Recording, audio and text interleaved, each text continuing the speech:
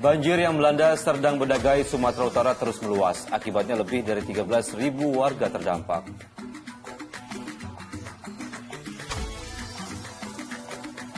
Proses pemadaman terhadap kapal KMP Mutiara Timur 1 yang terbakar di perairan Kubu Karangasem, Bali masih terus dilakukan pada Kamis kemarin.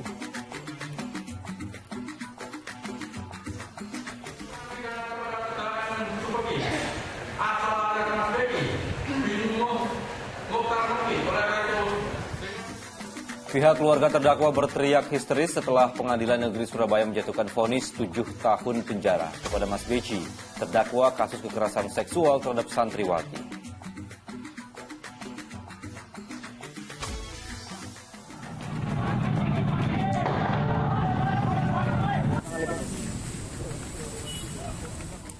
Pelajar dari sejumlah sekolah di Cirebon, Jawa Barat saling serang di dua tempat berbeda. Satu orang diantaranya terkapar.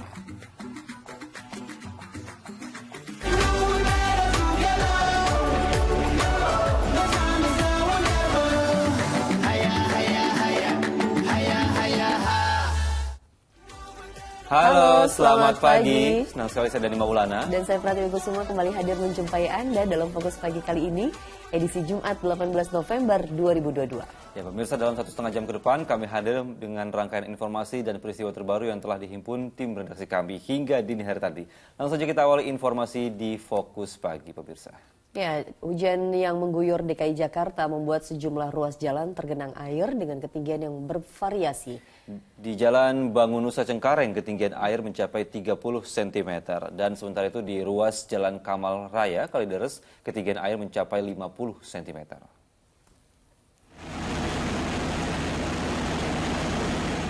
Dengan susah payah, pengendara sepeda motor ini terpaksa mendorong kendaraannya saat nekat melintasi ruas Jalan Kamal Raya Kalideres yang terendam air dengan ketinggian mencapai 50 cm. Selain akibat hujan yang mengguyur DKI Jakarta sejak Kamis dini hari, banjir diperparah dengan air pasang laut. Akibatnya, jalan sepanjang hampir 1 km ini terendam air. Pengguna jalan pun harus berhati-hati saat melintas. Banjir, nair. Dalam bang banjirnya? Ya, 1 jengkol lah. Iya. Ini dari mana mau kemana bang? Dari Kamal mau isi bensin. Mau isi bensin? Iya. Oh, mogoknya di tengah ya bang? Iya, tengah. Dalamnya semana bang? Guna mengurangi debit air di lokasi, pemerintah Kota Jakarta Barat telah menerjunkan 3 pompa air mobile untuk membuang air dari ruas jalan raya ke Kali Semongol. Kurang maksimalnya saluran air serta kondisi jalan yang lebih rendah dari sungai membuat wilayah ini selalu terendam banjir, terutama saat hujan deras dan terjadi air pasang laut. Genangan air juga terjadi di Jalan Bangun Nusa Cengkareng usai hujan mengguyur ibu kota. Ketinggian air yang mencapai 30 cm membuat warga harus berhati-hati saat melintas. Hujan cenderung terjadi pada saat siang menjelang sore hari dalam waktu yang relatif singkat. Lalu untuk 3 hari ke depan, potensi cuaca di wilayah Jabodetabek, khususnya untuk DKI Jakarta, diperkirakan masih akan terjadi hujan dengan intensitas sedang hingga lebat. Masyarakat yang beraktivitas di luar ruangan diimbau untuk selalu berhati-hati dan waspada dengan kondisi jalan yang licin, serta potensi terjadi bencana hidrometeorologi seperti banjir. Tim Liputan melaporkan. Sementara itu pemirsa, banjir yang melanda Kabupaten Serdang Bedagai, Sumatera Utara sejak Selasa kini terus meluas. Lebih dari 13.000 warga di 6 kecamatan terdampak. Banjir terparah berada di Kecamatan Serampah dengan ketinggian air mencapai 1 meter. Menggunakan perahu karet, petugas kepolisian dibantu sejumlah relawan berkeliling ke rumah-rumah warga terdampak banjir di Kecamatan Serampah, Kabupaten Serdang Bedagai, Kamis siang. Mereka memberikan bantuan berupa bahan makanan kepada warga terdampak banjir. Ketinggian banjir yang nyaris mencapai 1 meter sejak Selasa membuat warga tak bisa beraktivitas normal. Meski demikian, banyak warga yang memilih bertahan di dalam rumah. Ya, ada sebagian yang mengungsi, ada sebagian juga yang masih menetap di rumah. Karena takut juga mereka ada barang-barang yang nanti takutnya hilang gitu. Melalui pantauan udara tampak, banjir yang melanda Kabupaten Serdang Bedagai sejak Selasa terus meluas.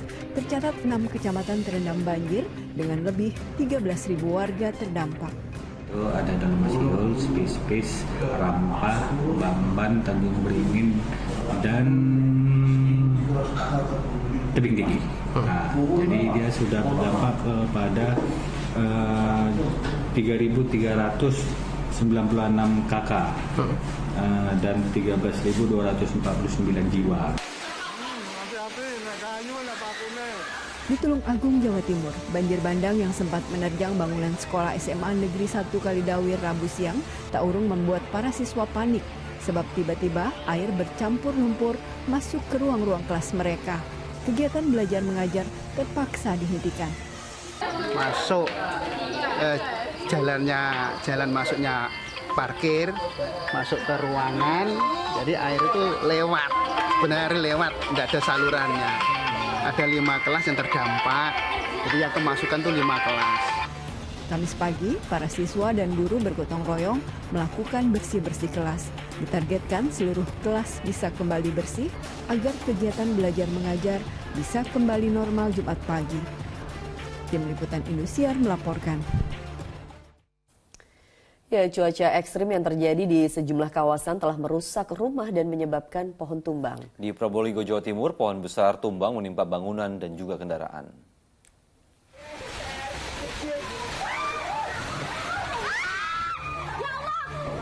Video amatir warga merekam detik-detik tumbangnya sebuah pohon di kota Probolinggo, Jawa Timur pada Kamis petang. Pohon tumbang di lingkungan sekolah menyebabkan siswa yang tengah mengikuti ekstrakurikuler ketakutan. Hujan deras dan angin kencang juga menyebabkan papan reklame roboh, serta pohon tumbang yang menimpa minibus yang sedang parkir.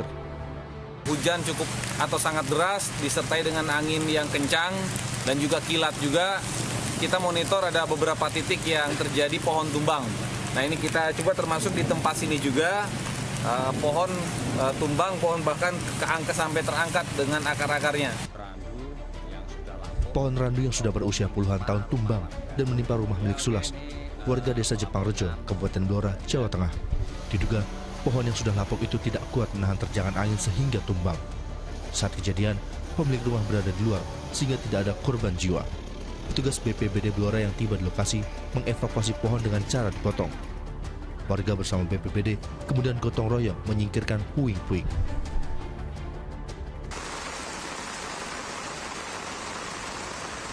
Angin puting beliung mengamuk di Desa Tibo Sisok dan Desa Bleka, Lombok Tengah, Nusa Tenggara Barat. Akibat musibah ini, atap dan tembok rumah warga rusak. Selain itu, angin juga merusak toko pakaian dan sebuah sekolah. Berdasarkan data sementara BPBD Lombok Tengah, angin kencang merusak 43 rumah di 2 desa. Warga yang rumahnya rusak diminta untuk mengungsi sementara hingga kondisi aman. Dari Karawang, Jawa Barat, angin kencang disertai hujan deras menyebabkan ratusan rumah warga di 5 desa Kecamatan Tirta Jaya rusak. Rumah yang ambruk menimpa perabotan yang berada di dekatnya hingga berantakan. Selain merusak rumah, angin juga merobohkan sejumlah pohon sehingga mengganggu aktivitas warga. Tim Liputan melaporkan. Kita beralih ke kota Serang, Banten, pemirsa. Warga mulai melakukan bersih-bersih rumah pasca banjir setinggi 1,5 meter yang menerjang permukiman. Ya, selain banjir, kota Serang juga ditimpa bencana longsor di 4 titik yang menyebabkan 1 kilometer jalan tertutup material longsor. Yang dari Serang yang mau ke gunung tidak bisa lewat. Dalamnya kedalaman udah mau sepaha tuh. Inilah kondisi di jalur Takari yang berada di kota Serang, Banten pada Kamis siang. Jalan Raya Takari yang merupakan akses utama ke kota Serang dan Anyer ini sudah tidak dapat lagi dilalui kendaraan karena tertimbun longsor setinggi 1 meter. Bahkan longsoran terjadi di 4 titik. Alat berat pun diterjunkan untuk mengangkut material longsor yang menutupi jalan. Petugas juga bahu-membahu memotong batang-batang pohon yang melintang di tengah jalan. Beruntung saat kejadian yang terjadi pada Kamis dini hari, tidak ada pengendara yang melintas sehingga tidak menimbulkan korban jiwa. Dan itu pun akses jalan udah tertutup semua, nggak bisa dilewati. Ini alhamdulillah ada bantuan dari semua lini, baik dari instansi kepolisian, dari PU, dan dari semuanya. Alhamdulillah kita berjalan dengan lancar. Sementara di wilayah Komplek Widya Asri, Kota Serang, para warga mulai melakukan bersih-bersih rumah pasca banjir yang menerjang. Sebelumnya hujan deras yang terjadi menyebabkan 300 rumah terendam dengan ketinggian mencapai 1,5 meter. Bahkan ada 3 motor warga yang dinyatakan hilang karena terbawa arus ke anak sungai Kalimati. Sementara itu Dinas Perumahan dan Permukiman Kota Serang juga menurunkan alat penyedot untuk membuang air dari perumahan menuju sungai. Ariel Maranus melaporkan dari Kota Serang, Banten. Sementara itu bencana tanah longsor di Kabupaten Goa, Sulawesi Selatan juga menutup akses jalan penghubung desa. Bahkan 2 warga meninggal dunia akibat tertimbun tanah longsor. Teman-teman, ternyata ini baru longsor lagi. Beginilah kondisi jalan di Desa Lanjoboko, Kabupaten Goa. Akibat bencana tanah longsor Kamis dini hari, akses dari Goa menuju Sinjai atau sebaliknya tak bisa dilalui kendaraan. Sejumlah aktivitas warga di 2 desa lumpuh. Anggota Brimopolda Sulsel bersama anggota TNI serta Badan SAR Nasional Sulsel berjibaku membuka akses jalan di beberapa titik dengan bantuan alat berat. Wilayah sini masih cukup rawan terhadap longsor susulan karena memang tanahnya sangat labil. Kepada warga kami ingatkan, khususnya yang dari Makassar tidak perlu naik ke sini karena beberapa titik ini yang masih kita waspadai untuk longsor susulan. Selain menutup akses jalan dan merusak sejumlah rumah, 2 warga dikabarkan meninggal dunia akibat tertimbun tanah longsor. Zainuddin melaporkan dari Goa, Sulawesi Selatan. Di informasi berikutnya, Bakamla RI bersama kapal KN Pulau Marore 322 berupaya memadamkan api yang membakar kapal KMP Mutiara Timur 1 di perairan Kubu, Karangasem, Bali pada hari Kamis. Bangkai kapal terus terseret arus hingga ke Selat Lombok dengan posisi kapal miring ke kanan. Kapal Bakamla Republik Indonesia terus berupaya memadamkan api yang membakar kapal KMP Mutiara Timur 1 Kamis siang. Selain api yang masih berkobar, dari dalam kapal juga beberapa kali terdengar suara ledakan. Kapal KPLP dan juga takbot Pertamina turut melakukan upaya pemadaman. Sementara itu, anggota Polairut Polres Karangasem terus memantau pergerakan kapal yang terseret arus hingga ke Selat Lombok, serta meminta nelayan untuk tidak mendekat. Pihak KSOP Padangbai dan juga Polairut Polres Karangasem memastikan seluruh penumpang dan juga awak kapal selamat dan sudah dievakuasi pada saat kejadian. Sementara itu 2 takbot juga didatangkan dari Jawa untuk membantu pemadaman. Pada hari Kamis, kapal KMP Mutiara 1 dinyatakan tenggelam di perairan Kubu, Karangasem, Bali. Kami juga minta bantuan dari pihak owner membantu dengan bantuan Pertamina melakukan pemadaman. Sampai tadi malam pun kondisinya masih ada percikan api. Jadi terkait dengan kebakaran itu dilanjutkan tadi pagi untuk pemadaman baik dari KM Cendamani maupun dengan takbut Pertamina. Kami juga turunkan personil di dalam kapal takbut untuk membantu. Kita ke informasi lain, pemirsa. Pembukaan Musyawarah Pimpinan Nasional Pergerakan Mahasiswa Islam Indonesia atau Muspimas PMII di Tulungagung, Jawa Timur diwarnai kericuhan. Ya, antara peserta bahkan sempat terlibat aksi saling lempar kursi.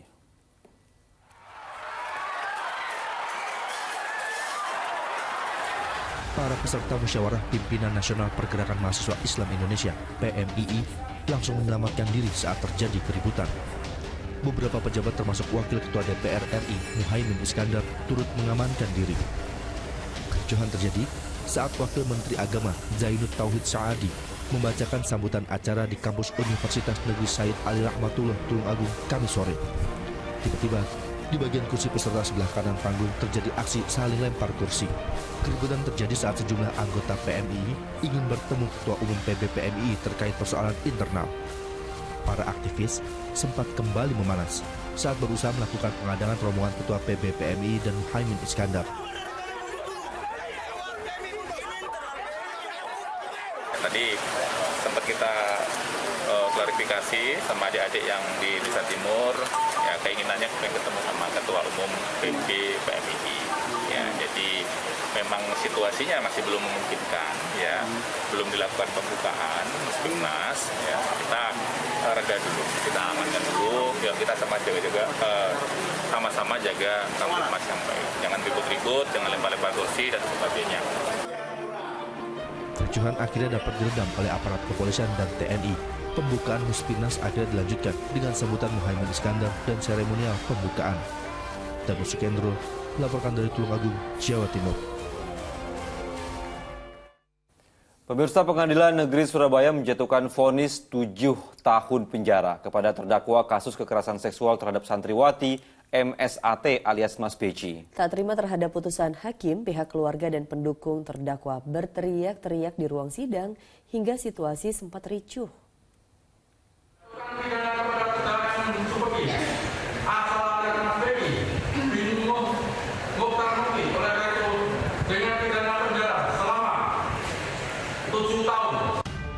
Setelah menggelar rangkaian sidang yang cukup panjang, Majelis Hakim Pengadilan Negeri Surabaya menjatuhkan hukuman 7 tahun penjara terhadap MSAT alias Mas Beci.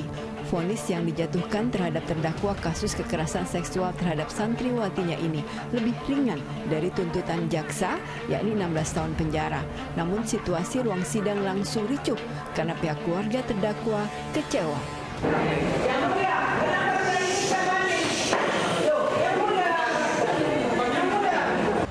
Keluarga terdakwa memprotes putusan hakim yang dinilai tidak adil. Istri terdakwa bahkan berteriak histeris hingga petugas meminta seluruh pengunjung keluar dari ruang sidang.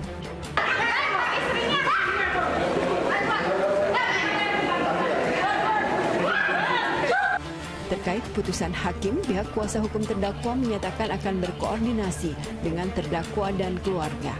Ya otomatis itu masih ada waktu 7 hari kita bertimbang. Tapi yang penting adalah kita menyaksikan sendiri bahwa rangkaian fakta sidang yang sudah berhasil kita mentahkan itu tidak dipakai. Sebelumnya, terdakwa MSAT alias Mas Beci ditetapkan sebagai tersangka kasus kekerasan seksual terhadap sejumlah santriwati pada tahun 2019 silam. Tapi Mas Beci selalu mangkir setiap akan ditahan. Setelah serangkaian drama terlewati, akhirnya Mas Beci menyerahkan diri. Rahmat Hidayat melaporkan dari Surabaya, Jawa Timur. Ratusan mahasiswa Institut Pertanian Bogor atau IPB menjadi korban penipuan pinjaman online. Terduga pelaku berhasil ditangkap polisi setelah melakukan penipuan sebesar miliaran rupiah. Polsek Dramaga dan Satreskrim Polres Bogor berhasil menangkap terduga pelaku penipuan ratusan mahasiswa Institut Pertanian Bogor terkait kasus pinjaman online. Wanita berinisial SAN itu ditangkap di Kota Bogor setelah ratusan mahasiswa melaporkan dirinya ke polisi. Para korban diiming-imingi mendapatkan keuntungan 10% dari investasi toko online. Kerugian yang dialami sejumlah korban mencapai 1,6 miliar rupiah. Tadi pagi kami mengamankan yang terduga pelaku dari penipuan yang kemarin sempat viral dengan korban mahasiswa IPB, jumlahnya 116 orangan sebagaimana yang dilaporkan di Polres Bogor. Informasinya juga di Polres Bogor Kota juga sudah ada pelaporannya. Kini terduga pelaku masih menjalani pemeriksaan, sementara pelaku lain yang diduga membantu penipuan tersebut masih dalam penyelidikan. Asep Solihin melaporkan dari Bogor, Jawa Barat. Politisi sebuah partai yang juga mantan ketua DPRD Jawa Barat beserta istrinya resmi ditahan Kejaksaan Negeri Kota Cimahi. Ya, kedua tersangka diduga terlibat kasus penipuan bisnis SPBU yang membuat korban rugi hingga puluhan miliar rupiah.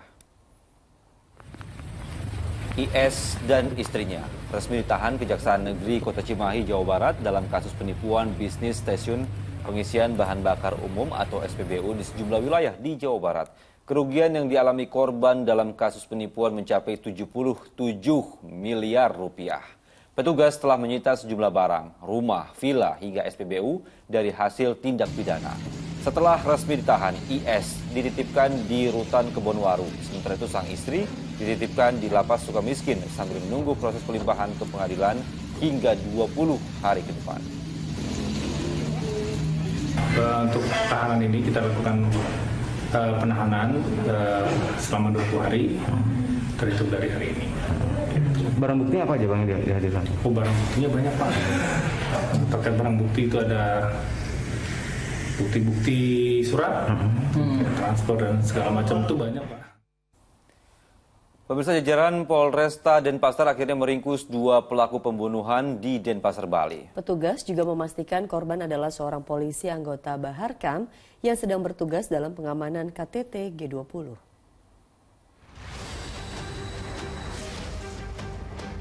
Polisi memastikan korban tewas kasus penganiayaan yang terjadi di sebuah hotel di Jalan Pidada Obung, Denpasar berinisial FN, berusia 22 tahun, yang merupakan seorang polisi anggota Badan Pemeliharaan Keamanan Baharkam Mabes Polri yang sedang bertugas dalam pengamanan KTT G20 di Bali. Petugas juga mengamankan 2 pelaku penganiayaan yang menyebabkan korban tewas.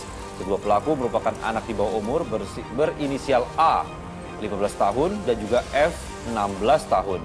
Sebelumnya kasus pembunuhan seorang anggota polisi di sebuah hotel di kawasan Jalan Pidada menggemparkan warga Denpasar. Hingga kini motif pasti pemicu keributan antara korban dan pelaku masih dalam penyelidikan polisi. Kronologisnya ya memang benar ada kejadian, sekarang sedang dalam penanganan pihak kepolisian dalam proses penyidikan. Artinya pelakunya sudah ditangkap gitu? Pelakunya sudah ditangkap, 2 orang, inisial F dan A. Badan Pengawas Obat dan Makanan melaporkan 2 perusahaan farmasi ditetapkan sebagai tersangka atas kasus obat sirup yang tercemar akibat mengandung zat murni etilen glikol dan dietilen glikol. Sementara itu 3 industri farmasi lain masih dalam proses tahap penyidikan oleh polisi. Dan berikut pernyataan Kepala Badan POM, Penny Lukito. Ke-6 sarana tersebut, Badan POM menangani investigasi dan penyidikan 4 sarana industri farmasi dengan progres bahwa terhadap PT Yarindo Farmatama dan PT Universal Pharmaceutical Industry telah dilakukan proses penyidikan dan telah ditetapkan tersangka. Kemudian terhadap PT Cubros Pharma, saat ini masih dilakukan proses penyidikan dan masih dilakukan pemeriksaan saksi dan ahli untuk selanjutnya segera dilakukan penetapan tersangka. Demikian juga terhadap PT Samko Pharma, Badan POM masih berproses untuk investigasi dan pendalaman informasi untuk segera menetapkan. Kita beralih ke informasi kecelakaan lalu lintas karena menghindari tabrakan sebuah truk jungkit kehilangan keseimbangan dan akhirnya terguling di Tuban, Jawa Timur. Selain itu adu banteng antara 2 truk terjadi di Jalan Utama Jakarta Purwokerto, Jawa Tengah. Akibat tabrakan adu banteng antara 2 truk di Banyumas, Jawa Tengah, bodi truk bagian depan mengalami kerusakan. Sopir pun luka ringan dan dilarikan ke rumah sakit. Penyebab kecelakaan diduga akibat salah satu truk gagal menyalip kendaraan lain yang melaju dari arah Jakarta. Dari arah berlawanan, melaju truk lain bermuatan air mineral dan tabrakan pun tak bisa dihindarkan. Karena jarak kedua kendaraan sudah dekat dan tidak bisa menghindar, terjadilah laka lantas. Korbannya? Untuk korban jiwa, 1 orang luka ringan. Tak ada korban jiwa dalam kecelakaan ini, namun arus lalu lintas sempat mengalami kemacetan panjang. Sebuah truk jungkit bermuatan pasir silika terguling di jalan menurun perbukitan Kapur, Kabupaten Tuban, Jawa Timur pada Kamis siang. Kecelakaan bermula saat truk jungkit yang melaju dengan kecepatan tinggi menghindari tabrakan dengan mobil dan motor di depannya yang melaju dengan lambat. Akibatnya truk kehilangan keseimbangan dan akhirnya terguling. Sopir luka-luka di bagian tangan dan kaki. Minimnya peralatan memaksa warga dan pengguna jalan bergotong royong mengevakuasi bangkai kendaraan manual. Meski tak menimbulkan korban jiwa, kecelakaan ini sempat menyebabkan arus lalu lintas macet total selama 2 jam. Tim Liputan melaporkan.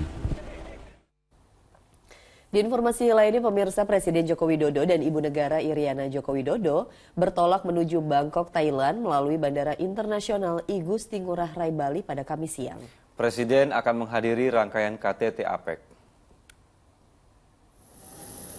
KTT APEC merupakan rangkaian terakhir KTT setelah ASEAN di Kamboja dan G20 di Bali, di mana yang menjadi fokus utama dalam KTT APEC adalah pemulihan ekonomi yang inklusif dan berkelanjutan. Transformasi digital, ekonomi hijau, dan hilirisasi menjadi prioritas Indonesia di APEC tahun ini. Mewakili hampir 3 miliar penduduk dunia dan 60% GDP dunia, APEC harus terus menjadi mesin pertumbuhan ekonomi di Asia Pasifik. Saya akan kembali ke Indonesia insya Allah tanggal 18 November malam.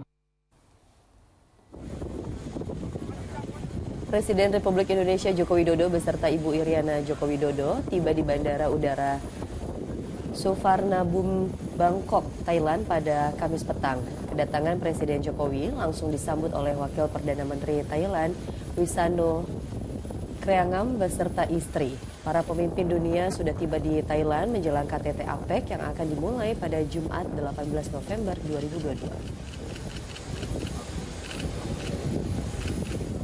Ya, pemirsa, Jordi Amat dan juga Sandy Walsh akhirnya telah resmi menjadi warga negara Indonesia. Ya, dengan kepastian ini keduanya dapat didaftarkan PSSI untuk segera membela timnas Indonesia berlaga di Piala AFF 2022. Setelah melalui proses naturalisasi pemain yang cukup panjang, Jordi Amat dan Sandy Walsh akhirnya resmi menjadi warga negara Indonesia. Keduanya telah selesai menjalani sumpah kewarganegaraan di kantor Kanwil Kemenkumham DKI Jakarta pada Kamis siang. Proses awal dimulai dengan menyanyikan lagu Indonesia Raya dan pembacaan keputusan Presiden atas disetujuinya keduanya menjadi WNI. Setelah itu, Sandy dan Jordi langsung diambil sumpah setia kepada negara dan dilanjutkan dengan penandatanganan surat menjadi WNI. Kami sangat amat yakin dan percaya beliau berdua akan sukses dalam memberikan perlindungan terhadap pertahanan gawangnya Indonesia. Setuju?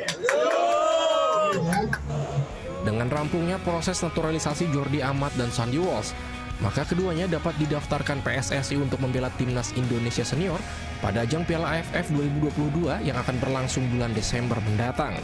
Today is a great day. I can't describe my feelings. I'm really happy. So terima kasih banyak. I promise that I will give everything for this country, for our country. Naturalisasi keduanya merupakan permintaan langsung dari pelatih timnas Indonesia Sinteyong. Sandy Walsh saat ini masih bermain bersama KV Mechelen di liga tertinggi Belgia. Sementara Amat sebelumnya pernah bermain di La Liga Spanyol dan saat ini membela klub Malaysia Johor Darul Ta'zim. Muhammad Subadri Arifki melaporkan dari Jakarta. Pelajar dari sejumlah sekolah di Cirebon, Jawa Barat saling serang di dua tempat berbeda. Seorang pelajar terkapar. Informasi selengkapnya akan disampaikan oleh Pratiwi Kusuma sesaat lagi hanya di Fokus Pagi.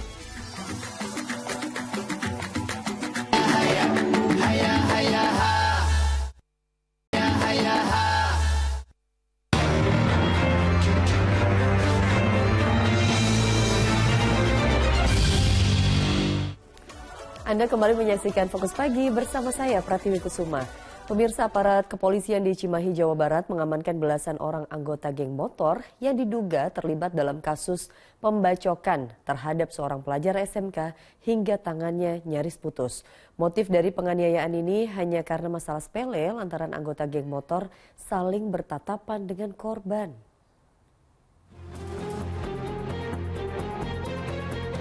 Video amatir merekam detik-detik penganiayaan yang dilakukan puluhan remaja menggunakan sepeda motor terhadap seorang pelajar SMK di kawasan Padalarang, Kabupaten Bandung Barat. Penyerangan yang dilakukan secara tiba-tiba ini membuat tangan korban nyaris putus terkena sabetan samurai. Akibatnya, korban harus menjalani perawatan serius di Rumah Sakit Hasan Sadikin, Bandung. Berkat laporan korban dan adanya bukti rekaman video, penyidik unit Reskrim Padalarang dan Satreskrim Polres Cimahi mengamankan 16 orang dari berbagai lokasi. Para pelaku rata-rata masih di bawah umur dan berstatus sebagai pelajar SMP dan SMA di Kabupaten Bandung Barat. Dikarenakan ini adalah anak-anak, saat ini mereka sudah kami titipkan seluruhnya kepada orang tua masing-masing di rumah untuk diberikan pembinaan lebih lanjut. Namun saat ini perkara sedang kita tangani di Satreskrim Polres Cimahi. Polisi juga turut menyita sebilah samurai yang dibuang pelaku utama saat menganiaya korban. Kini, polisi masih memburu seorang pelaku utama yang membacok korban. Diduga motif penganiayaan hanya karena masalah sepele, lantaran anggota geng motor saling bertatapan dengan korban. Muhammad Abbas melaporkan dari Kabupaten Bandung Barat, Jawa Barat. Seakan tak pernah kapok, para pelajar terus terlibat tawuran kendati banyak menelan korban luka maupun korban jiwa. Di Cirebon, Jawa Barat, pelajar dari sejumlah sekolah saling serang di dua tempat berbeda. Satu orang diantaranya ditemukan terkapar.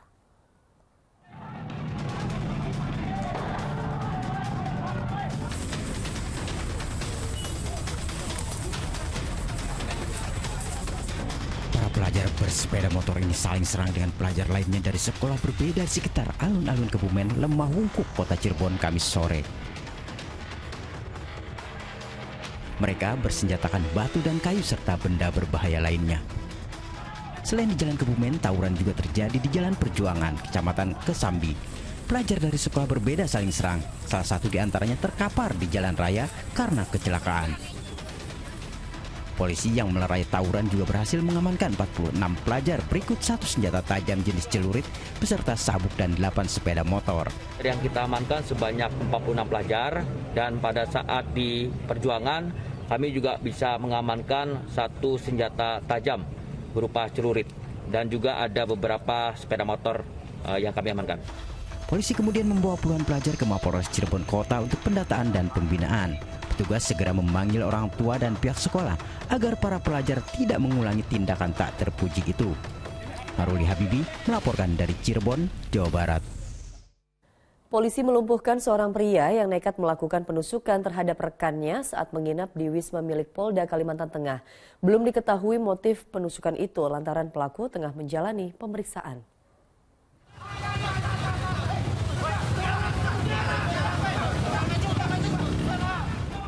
Pria ini lari ke jalan raya usai melakukan penusukan terhadap rekannya yang tengah menginap di Wisma Kemala milik Polda Kalimantan Tengah. Petugas kepolisian bersama sejumlah warga pun dengan sigap langsung meringkus pelaku yang hendak melarikan diri itu. Dari hasil pemeriksaan sementara, korban yang berasal dari Kalimantan Barat merupakan teman pelaku. Namun motif pasti yang memicu aksi penyerangan itu tengah didalami oleh polisi. Sementara pelakunya 1 orang, ya. Tapi mereka bersama temannya menginap di situ sekitar ada 5 orang. Berarti korban itu teman sendiri atau seperti apa? Sebenarnya teman sendiri ya. Menurut pengakuan mereka, si pelaku ini katanya mereka ada mengancam membunuh ya. Tapi untuk kebenarannya masih didalami. Pelaku bersama 5 rekannya langsung dibawa ke kantor polisi untuk menjalani pemeriksaan. Sementara korban yang menderita luka-luka langsung dilarikan ke Rumah Sakit Doris Silvanus, Kota Palangkaraya. Syarul Mubarok melaporkan dari Palangkaraya, Kalimantan Tengah. Cemburu lantaran kekasihnya direbut, seorang pemuda di Sumbawa, Nusa Tenggara Barat nekat menikam rekannya hingga tewas. Aksi brutal pelaku menikam korban terekam kamera pengawas milik warga di lokasi keributan.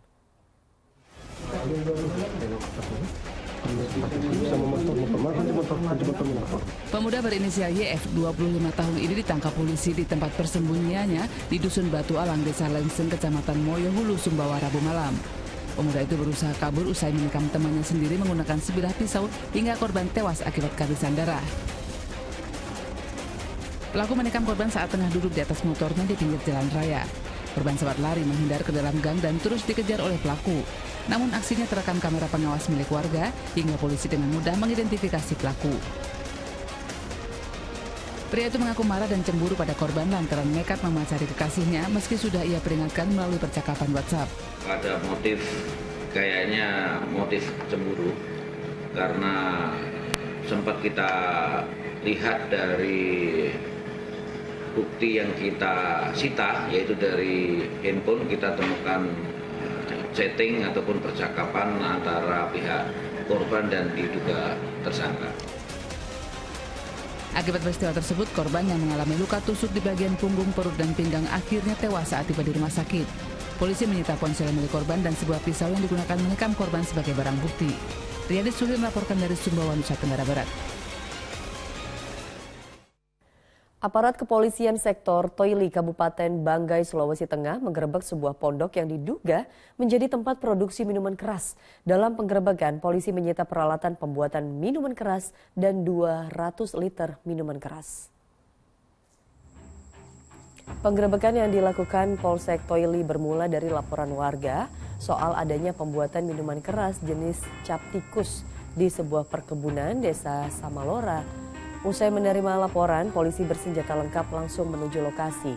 Saat penggerebekan, pemilik berhasil kabur ke tengah hutan. Polisi hanya mendapatkan ratusan liter minuman keras siap jual, peralatan dan tungku penyulingan minuman keras. Setelah menyita barang bukti, polisi membakar lokasi produksi minuman keras tersebut.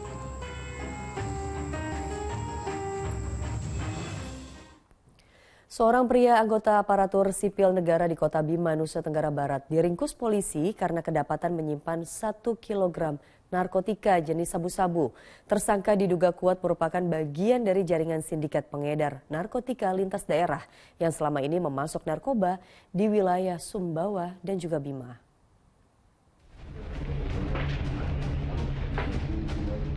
Usai mendapat laporan dari masyarakat, polisi langsung menggerebek dan menggeledah rumah pria bernama Muhammad Isnaini, 39 tahun, di Kelurahan Penatoi, Kecamatan Puda Bima. Pria itu akhirnya tak berkutik setelah petugas menemukan puluhan klip berisi kristal bening diduga sabu-sabu yang disimpan dalam sebuah tas warna hitam miliknya. Iya, 5 bungkus ini memang adanya di plastik ini tadi.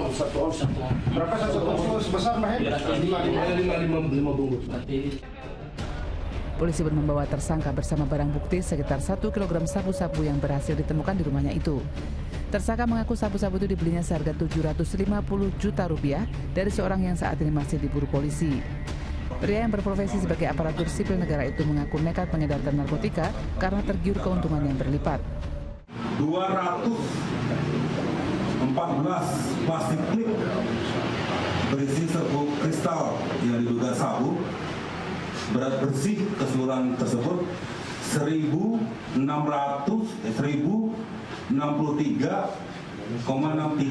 1 kilo, 63 gram.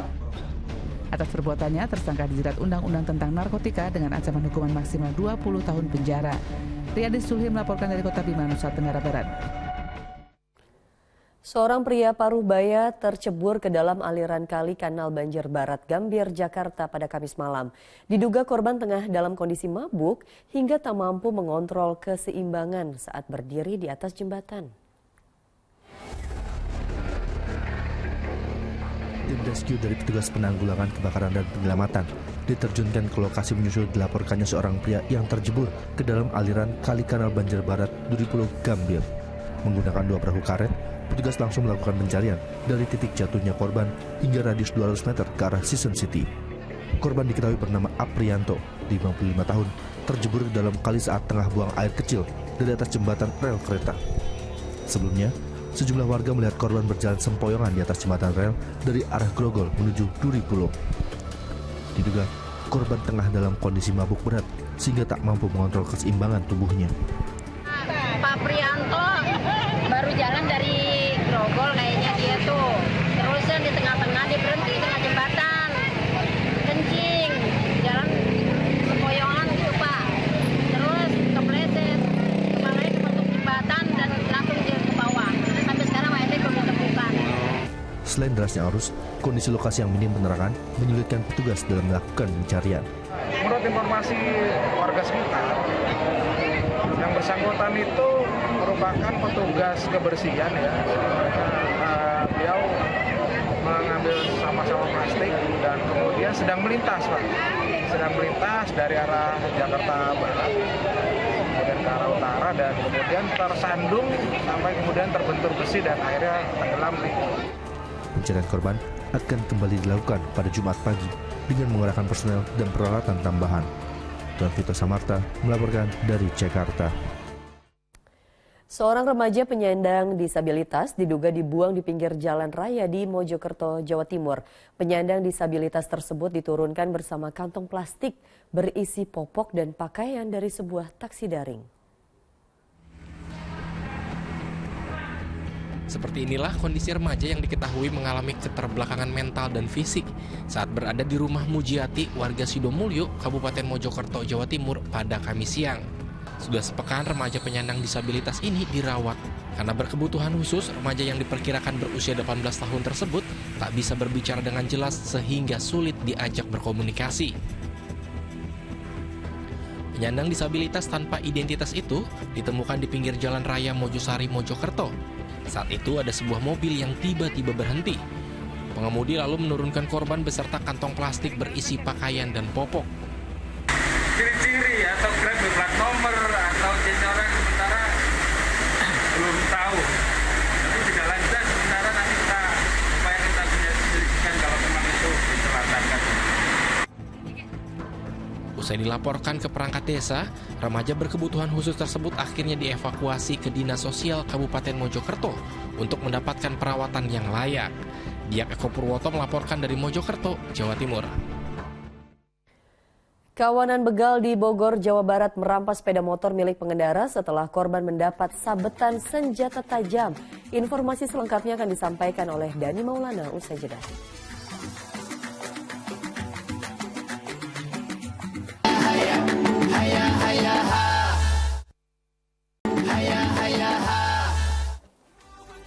Anda kembali menyaksikan Fokus Pagi bersama saya Dani Maulana. Pemirsa, dalam 2 hari terakhir, begal bersenjata tajam kian meresahkan warga Jawa Barat. Setelah sebelumnya di Bandung, 2 orang korbannya tewas. Sementara itu di Cilengsi, Bogor, begal merampas sepeda motor milik pengendara setelah korban mendapat sabetan senjata tajam.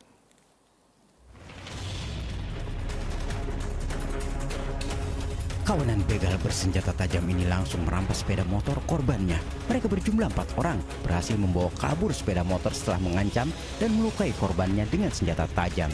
Saat kejadian, Kamis dini hari, korban sedang beristirahat di Jalan Raya Gandoang, Cilengsi, Bogor, langsung mendapat serangan kawanan bersenjata tajam ini. Korban tak berdaya dan langsung meninggalkan motornya. Korban warga Cibarusah sempat dilarikan ke rumah sakit akibat luka bacokan di bagian punggung. Korban saat itu sedang main handphone, kemudian dihampiri oleh kurang lebih ada 5-6 pelaku yang kemudian mengacungkan senjata tajam jenis celurit ke arah korban, kemudian merampas sepeda motor korban. Pembegalan di daerah Ciberem, dekat bundaran. Sehari sebelumnya, komplotan begal sadis beraksi di kota Bandung, Jawa Barat. 2 orang pemuda tewas akibat tusukan senjata tajam karena mempertahankan motor mereka. Asep Solihin melaporkan dari Bogor, Jawa Barat.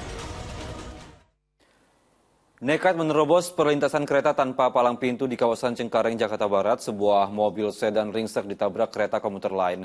Tapi insiden kecelakaan itu tidak sampai melukai pengemudi mobil sedan.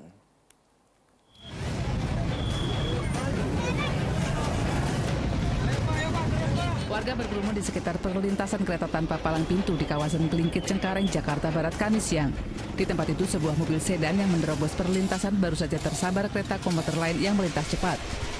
Akibatnya bagian depan mobil itu rusak parah, namun pengemudi yang masih bisa memundurkan kendaraannya selamat dan tak mengalami luka. Menurut warga, pengemudi kendaraan itu sudah diberi peringatan sebelumnya, namun tak mengindahkan. Saya di situ awal mulai ya mau di stop, mobil stop. Nah, udah stop, memang mobil maju aja. Tapi seperti dia mundur lagi sih, kalau nggak mundur ya habis. Kepolisian Satlantas Jakarta Barat yang tiba di lokasi langsung melakukan olah TKP dan mencari keterangan dari beberapa saksi juga dari korban. Dikendarai oleh laki-laki inisialnya W ya. Mengemudikan kendaraan dari arah Kembangan menuju arah Cengkareng, kemudian ditabrak oleh komuter. Ya, alhamdulillah untuk pengemudi tidak mengalami luka, hanya kerusakan pada kendaraannya. Akibat kecelakaan itu, arus lalu lintas di lokasi sempat mengalami kemacetan panjang. Sementara mobil sedan beserta pengemudinya dievakuasi ke kantor unit Laka Lantas wilayah Jakarta Barat. Jadi melaporkan dari Jakarta. Sebuah mobil minibus syarat penumpang di Purwakarta, Jawa Barat hilang kendali hingga terjun ke jurang dan masuk ke sungai. Para penumpang dan pengemudi terluka, sementara itu evakuasi kendaraan berlangsung dramatis.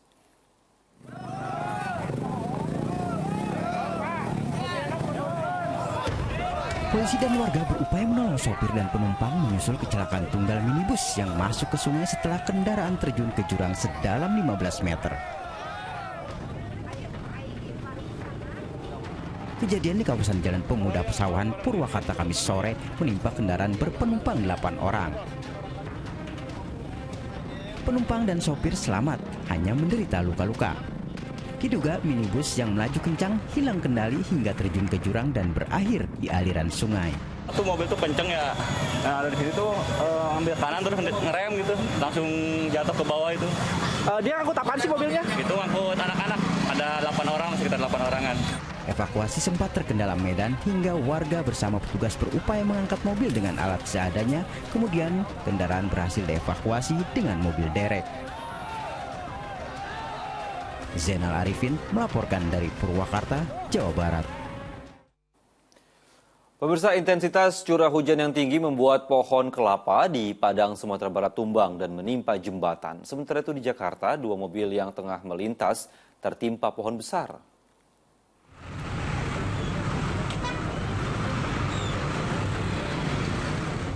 Beginilah kondisi minibus berwarna merah yang tertimpa pohon besar di Jalan Auto Ring Road Cengkareng, Jakarta Barat, Kamis pagi. Dengan alat seadanya, petugas berupaya memotong batang pohon agar tak menutup ruas jalan. Akibat angin kencang, pohon jenis trem besi itu sempat menimbulkan kemacetan lalu lintas. Tak ada korban jiwa, namun 2 mobil yang tertimpa pohon diduga mengalami kerugian hingga jutaan rupiah. Untuk penyebabnya, saya kira curah hujan yang cukup tinggi. Curah hujannya cukup tinggi, jadi pohon agak rindang, jadi mungkin tidak kuat menopang pohon tersebut, jadi roboh. Demikian. Sementara akibat hujan deras yang terus mengguyur, sebuah pohon kelapa di kawasan Batu Gadang, Kecamatan Lubuk Kilangan, Padang, Sumatera Barat, tumbang. Pohon kelapa berusia lebih dari 10 tahun itu menimpa jembatan penghubung menuju Karangputih. Akibatnya, akses tersebut tak bisa dilalui kendaraan roda 4. Intensitas curah hujan yang tinggi serta angin kencang juga membuat sebuah pohon tumbang di kawasan Kecamatan Lubuk Kilangan. Akibatnya, sejumlah atap rumah warga rusak. Salah satunya di sini. Kayu tumbang atau pohon yang runtuh. Maka petugas BPBD mendengar informasi tersebut langsung ke lapangan dan melakukan tindakan. Akibat hujan lebat yang terus mengguyur, tercatat sebanyak 15 peristiwa terjadi di Kota Padang seperti angin puting beliung, banjir, hingga pohon tumbang. Tim Liputan melaporkan. Melintas di perlintasan kereta tanpa palang pintu, seorang petani di Ngawi, Jawa Timur tersambar kereta. Sementara itu di Probolinggo, siswi madrasah yang mengendarai motor tewas terlindas truk trailer.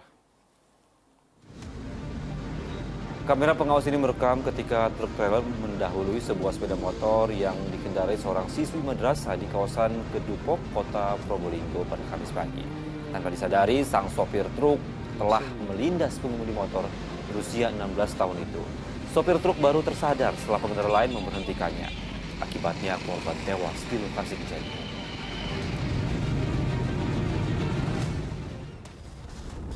Sementara itu di Ngawi, Jawa Timur, akibat menerobos perlintasan kereta api tanpa palang pintu, seorang petani terluka parah setelah motor yang dikendarainya disambar kereta api kargo. Motor korban ringsek hingga nyaris tidak berbentuk. Ketika kejadian, korban berkendara bersama rekan petani lain. Mereka berjalan beriringan menyeberang perlintasan kereta tanpa palang pintu. Nahas, sepeda motor korban yang kala itu berada di posisi paling belakang tersambar kereta.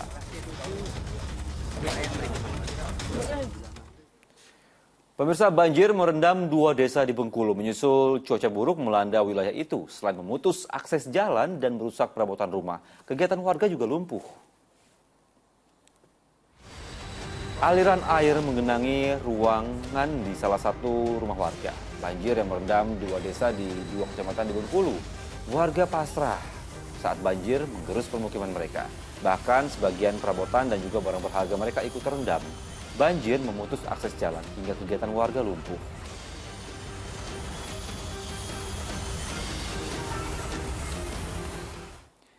Pemirsa, demi mewujudkan masa depan dunia yang lebih baik, tokoh cendekiawan dan juga lintas agama dunia menggelar Forum Perdamaian Dunia ke-8 di Solo, Jawa Tengah. Para tokoh perdamaian dunia mencari solusi untuk mengatasi konflik maupun ketegangan global saat ini. Gelaran World Peace Forum atau Forum Perdamaian Dunia ke-8 di salah satu hotel di kota Solo, Jawa Tengah berlangsung dari 17 hingga 18 November. Sekitar 150 tokoh agama, akademisi, penentu kebijakan, dan pencipta perdamaian lainnya baik dari luar maupun dalam negeri hadir dalam forum ini. Di antaranya tokoh dari Australia, Mesir, dan Vatikan. Forum Perdamaian Dunia ke-8 merupakan dialog rutin 2 tahunan. Ketua MPR Bambang Susatyo berkesempatan hadir dan membuka forum tersebut.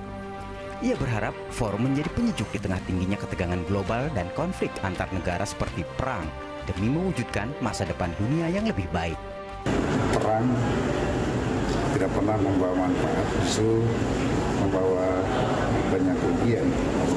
2 negara bertempur, tapi yang terdampak adalah hampir negara-negara lain yang ikut merasakan penderitaan.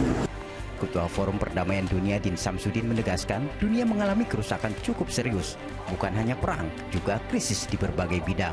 Di World Peace Forum ke-8 ini kita mengangkat solusi itu berbasiskan persaudaraan kemanusiaan dan jalan tengah, human fraternity and the middle path. Ini 2 ajaran yang sangat penting. Yang pertama, persaudaraan kemanusiaan, human fraternity, adalah gagasan yang ditandatangani oleh Grand Sheikh Al-Azhar Profesor Ahmad Muhammad At-Thayyib bersama dengan Paus Fransiskus 3 tahun lalu di Abu Dhabi dan sekarang ingin diarus utamakan. Forum Perdamaian Dunia ke-8 terselenggara atas kerjasama antara Universitas Muhammadiyah Surakarta dan The Cheng Ho Multicultural Education Trust, sebuah LSM di Malaysia pimpinan Tan Sri Lee Kim Yew. Forum Perdamaian Dunia ke-8 mengangkat tema semangat persaudaraan kemanusiaan. Tim Liputan melaporkan.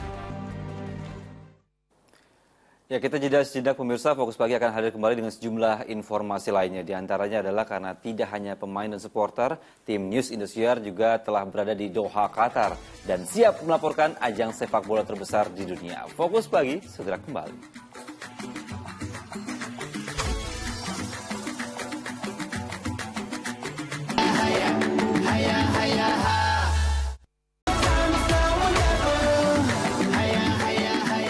Dipersembahkan oleh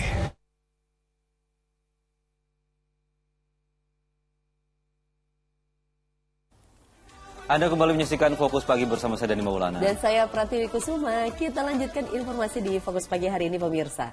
Nih, jelang dimulainya Piala Dunia Qatar 2022, antusiasme penggemar sepak bola semakin tak terbendung. Iya, salah satunya adalah pendukung timnas Tunisia yang menyambut skuad kebanggaannya setibanya di Qatar dengan penuh semangat. Beginilah kemeriahan saat ratusan pendukung timnas Tunisia menyambut kehadiran tim kebanggaannya di Doha, Qatar, jelang tampil di Piala Dunia 2022. Mereka bernyanyi dengan penuh semangat sambil mengibarkan bendera Tunisia. Para penggemar berharap Tunisia dapat berbicara banyak di Piala Dunia kali ini. Karena dalam 5 kali keikutsertaannya, tim Elang Kartago selalu gugur di fase grup.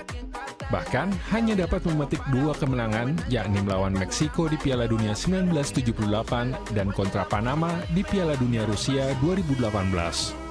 والله فرحانة برشا إنه قطر معناتها هذه فخر لينا للعرب الكل منها العرس الكروي هذه العالمي وعينين العالم الكل معناتها موجودة على قطر وفرحانة أكثر باللي تونس منتخبنا العزيز والغالي معناتها ترشح ما بين المنتخبات العربية الأربعة. Bermain di Qatar yang berada di Jazirah Arab tentu menjadi keuntungan bagi Tunisia karena terbiasa dengan suhu panas dan atmosfer pertandingannya. Di Piala Dunia Qatar 2022, Tunisia berada di grup D bersama juara bertahan Prancis, Australia, dan Denmark. Ya, Tiwi dan juga pemirsanya tidak hanya tadi supporter Tunisia dan juga para pemain peserta Piala Dunia yang sudah tiba di Qatar, tapi kita juga ada tim News Indosiar yang telah tiba di Doha, Qatar dan siap melaporkan ajang sepak bola terbesar di dunia itu. Oh, ini ambience-nya tersalurkan sampai ke sini. Seperti apa? Berikut kita simak informasinya.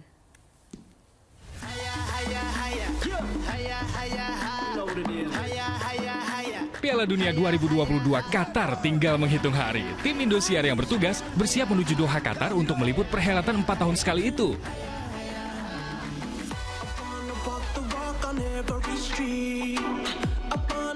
Nah pemirsa, akhirnya setelah 8 jam kita di pesawat sampai juga di Hamad International Airport. Kalau kita lihat suasana airportnya ini masih sepi ya, belum ada terlihat para fans para Piala Dunia di sini pemirsa. Mungkin karena masih H-3 atau mungkin mereka udah datang duluan dari kemarin. Nah sekarang saya mau ke kota, mau lihat dulu gimana perubahan sejak waktu itu Juli saya kesini. Kayak sekarang tuh udah kayak gimana bentukan kotanya. Apakah sudah banyak ornamen Piala Dunia? Let's go kita lihat. Wah, ornamen Piala Dunia sudah terlihat di sejumlah bangunan dan hotel. Kita cobain naik metro yuk, salah satu moda transportasi andalan untuk Piala Dunia 2022 Qatar. Nah pemirsa, sekarang saya sudah berada di kawasan Al-Sadd dan saya akan mencoba ini kartu sakti Hayakar yang katanya bisa naik kendaraan umum itu secara gratis. Nah, di sana di belakang saya ada metro. Kita mau akreditasi sambil ngetes nih. Apa bener naik metro itu gratis pakai Hayakar? Let's go.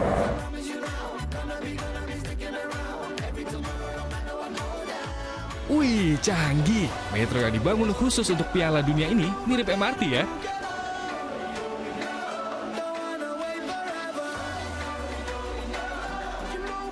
Ada 3 jalur, yakni jalur merah, hijau, dan kuning. Masing-masing langsung terhubung ke sejumlah stadion dan tempat wisata seperti Corniche dan Qatar National Museum. Sekarang kita udah turun ke bawah ya guys ya. Ini Haya Card-nya, beneran sakti beneran nih kartu. Bisa langsung diliatin terus turun. Udah deh, kita tinggal naik. Tapi tadi memang ada dikasih tahu nggak boleh ngambil gambar, jadi ya udah curi-curi aja ya guys. Sekarang kita naik kereta dulu. Suasana di dalam metro ini persis seperti kereta bawah tanah pada umumnya. Namun, hati-hati ya buat para pemirsa yang suka ngevlog dan foto-foto. Karena warga di sini cenderung sensitif dengan kamera, bahkan kamera ponsel sekalipun. Gimana, seru ya? Makanya segera bikin Haya Card untuk bisa menikmati semua transportasi umum secara gratis di negara Teluk ini. Asran Sadi, Tikno Handoko melaporkan dari Doha, Qatar. Nah, sambut Piala Dunia 2022, Indosiar menggelar konser gila bola yang bertabur bintang. Ya, sejumlah artis papan atas hingga legenda Macan Kemayoran Bambang Pamungkas turut menambah kemeriahan acara.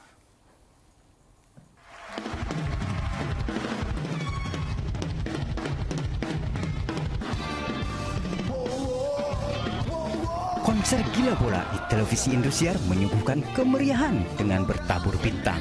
Sejumlah artis papan atas dari Gigi, Ari Lasso, Novia Bahmit, hingga legend Persija Jakarta atau Macan Kemayoran Bambang Pamungkas menambah acara semakin luar biasa. Irfan Hakim, Gilang Dirga, Rendra Sujono, dan Edwin Setiadinata selaku pemandu konser menjadikan acara kian semarak. Masih di konser gila bola.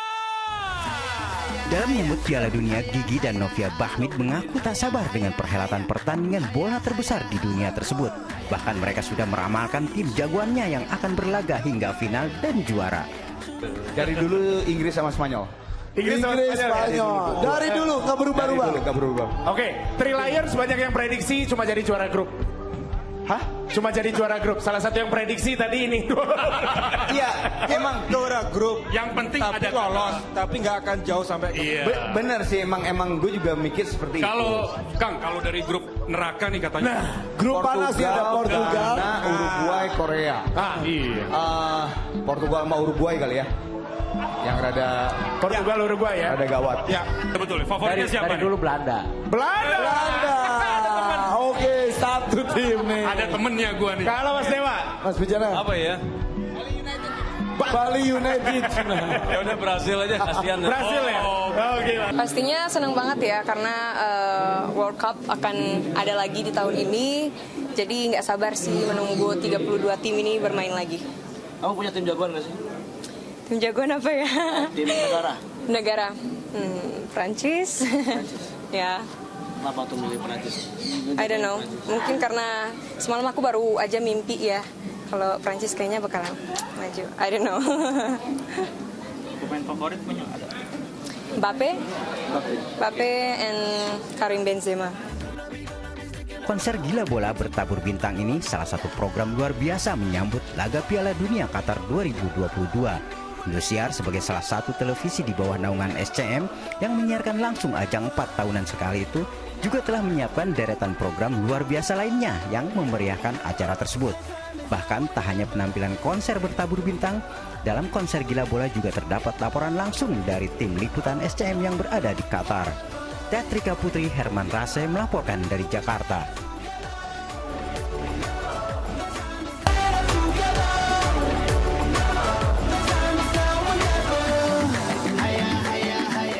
Dipersembahkan oleh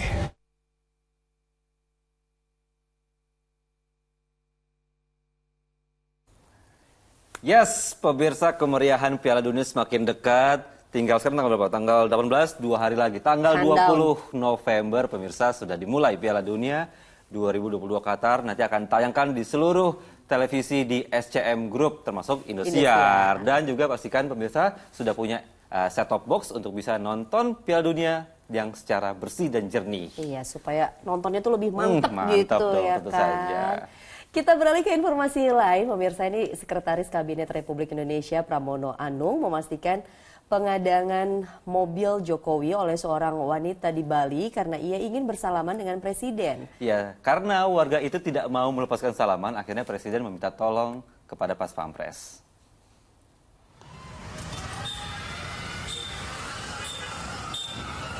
Ya, bisa kita lihat pemirsa, tiba-tiba ada seorang wanita yang memotong rangkaian presiden agar bisa bersalaman dan meminta pakaian kepada Presiden Joko Widodo.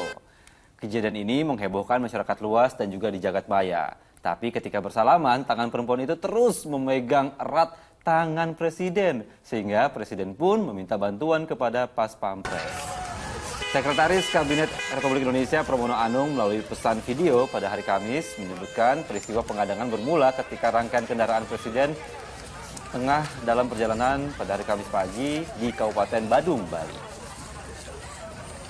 Kebetulan pada saat terjadi saya semobil dengan presiden, ada seorang perempuan yang memotong rangkaian presiden ingin bersalaman dan sekaligus juga yang bersangkutan meminta kaos kepada presiden. Ketika bersalaman, tangannya tidak mau dilepas karena bentuk kecintaannya kepada presiden. Aduh, hati-hati Mbak, nanti bahaya kan itu ring-ringannya banyak kan. Jangan sampai membahayakan diri sendiri dan orang lain. Iya, dan pemirsa, informasi tadi sekaligus menutup jumpa kita di Fokus Pagi hari ini. Tetap bincangkan protokol kesehatan dan juga saksikan info terkini cegah corona hanya di video, unduh aplikasinya sekarang. Dan pemirsa Indosiar menyambut HUT Indosiar ke-28, Yayasan Pundi Amal Peduli Kasih akan mengadakan Melihat Dunia Luar Biasa, operasi katarak gratis bagi 2.800 saudara kita yang tidak mampu. Mari berpartisipasi dalam membantu saudara kita yang membutuhkan. Salurkan kepedulian kita melalui rekening BCA di nomor 162 633 8888 atas nama Yayasan Pundi Amal Peduli Kasih. Uluran tangan kita ringankan beban mereka, karena kepedulian kita harapan mereka. Dan pemirsa, usai Fokus Pagi jangan lewatkan untuk menyaksikan program Mega Series Panggilan mewakili tim Industri dan kerabat kerja bertugas. Saya Teddy Maulana. Dan saya Pratiwi Kusuma pamit undur diri. Selamat pagi, selamat beraktivitas, dan sampai jumpa.